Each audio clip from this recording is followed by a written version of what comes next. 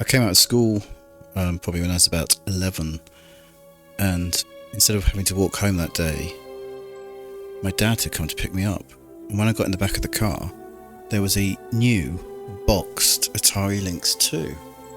And I'm pretty sure I had never heard of it or even asked for it. My dad tended towards getting technology in those days that was maybe not the obvious choice. So it was always Spectrum, not C64, Atari ST, not Amiga, Atari Lynx, not Game Boy. He liked to do things differently. He was quite determined not to use Windows for quite a long time, and many people will say he was in the right about that. In the end, I managed to persuade him to let me put Windows 95 on the PC because it was slightly farcical. Now, the Atari Lynx turned out to be a bit of a dud in my opinion.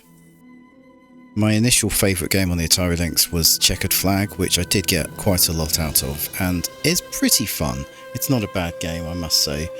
It does the job. Some fond memories of that. I'll be totally honest, I don't even know how long I had the Lynx because I don't remember owning any other game for it, and I must have done. But I can't recall any of them. I remember waiting for so long for them to finally release a football game. And we waited and waited to the point that we just gave up. And I think we got a Game Boy at that point. When the football game finally did come out, it wasn't worth it. I think there are 2 in the end that were made for the Lynx, and I have tried them in emulation and they're bad. They're just bad. The one I waited for a long time that I gave up waiting for was World Class Soccer. Now I've played that and it is pretty abysmal. I think there's no other way of putting it. I don't think I would have enjoyed it if I had waited for it to come out. There was another football game that I wasn't aware was coming called European Soccer Challenge, and that was made by Chrysalis, and I probably would have quite enjoyed that because I did quite like their Man United Europe game, so that might have been quite fun. But 1993, I did not wait till 93 with the Lynx. It was long gone, sadly, by that point. So yes, I believe the only game I really remember owning is Checkered Flag. So you might be wondering, how do I have memories of Rygar?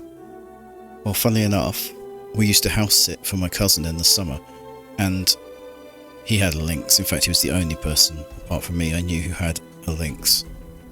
And he had 2 games I remember. Again, there may have been more, but the Lynx catalogue is pretty weak.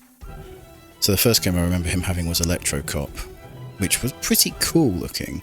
And you had that really interesting graphical setup where you can run into the background through doorways into the next part of a building, and it was almost like pseudo 3D. It was not a bad game by any means.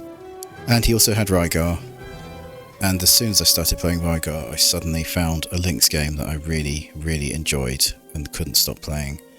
I played it for weeks one summer. I knew nothing about Rygar's arcade background, I'd never heard of it.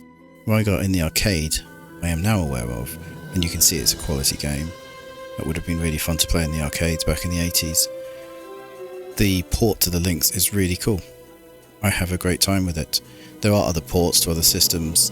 The Spectrum one looks pretty ugly. The Commodore 64, a little bit better looking, arguably a better port.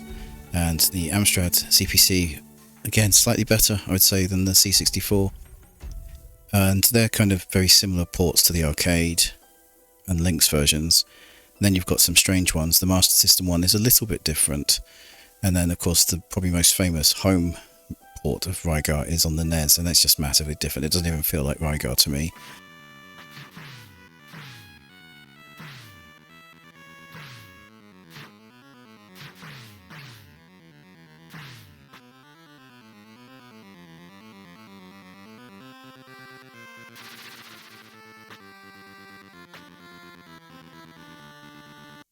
But I played Rygar on the Lynx for many weeks, and I think I probably got to like maybe round 8 or 9.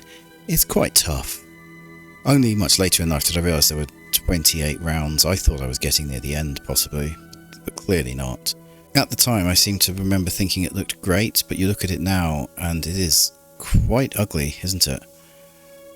Graphically, it is not the best, but you get an idea of the creatures and you know where you are on the screen. The backgrounds are colourful and detailed. It's just not quite the best looking game. The sound on it is excruciating at times. It is so shrill on the Lynx. It's not translated well from the arcade at all. That rhythmic bass line on the arcade has turned into quite a monotonous dirge on the Lynx, and then the melodies over the top, as I say, are so shrill. But there's sort of a charm to them, to be fair. But that's personal opinion. The controls are simply jump and attack with your strange yo-yo weapon, which you can upgrade as you go through the game. It's really simple to remember. The jumping is brilliant and floaty. I love floaty jumping. It's great to just be able to jump on the enemies' heads and just float through the level. Bear in mind you're not killing them, so they will come for you if you don't get rid of them and don't get away. There are a couple of big jumps in the early rounds that I have been able to get to, where you've got to commit mid-jump to shooting. And what I found myself doing a lot was pulling out of the jump when I'm already in the air and losing a life. And I kept making that mistake and had to berate myself. You have to complete the jump and hit the enemy while you're mid-air. There's no other way. Once you start doing that, it felt slightly more doable.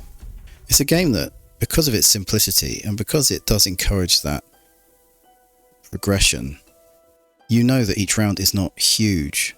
So you always think, I can knock off one more, just one more. It's very compelling to keep doing it. It's soul destroying when you run out of lives and restart, but you're soon back where you were. It doesn't take long. There's a distinct lack of variety, not so much to the look of the levels, but it's very much running on a flat surface. There's a round early on where you have to climb up a rope and kill a bat, and that suddenly adds a dimension to the play, but apart from that you tend to just be running, jumping and hitting. But it's kind of mesmerising. It's got a rhythm to it, and I can only recommend it. It's a fun game. It is well worth checking out. I have great affection for this game. I would highly recommend it. If you can get the arcade version running, you might prefer that, which would be totally understandable. I would still rather play this though over any other home version, including that strange NES one that I know a lot of people love. I'm very much Team Lynx on this one.